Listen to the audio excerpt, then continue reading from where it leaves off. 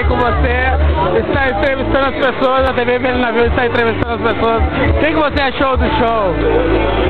O show foi bom, só que acabou muito cedo. A galera tá à frente de muito agito ainda. Esse foi o testemunho de Rafael Vilherbão. Vamos ver aqui com o Marcos. O que você, Marcos, achou do show? O show foi muito bom, tava com a minha namorada, muito bom. E aqueles esforços pra carregar, Leandro? É puro amor, é puro amor, puro amor, puro amor. Vamos entrevistar essas meninas bonitas aqui, mais umas meninas bonitas aqui para a TV Velho Navio. TV Velho Navio, que é uma entrevista de vocês.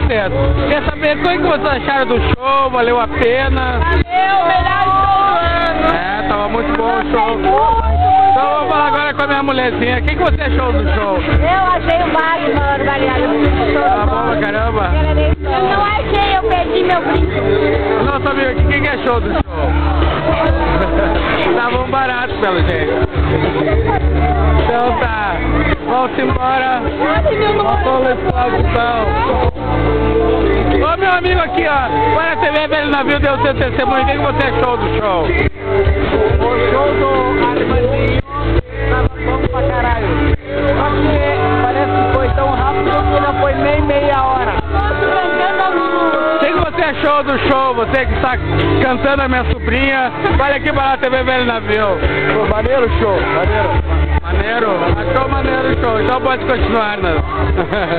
Teu papo aí.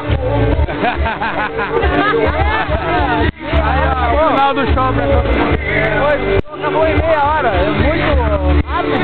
Muito rápido. Mal começou. Mas o testemunho aqui, a TV Velho Navio está encerrando suas atividades no momento.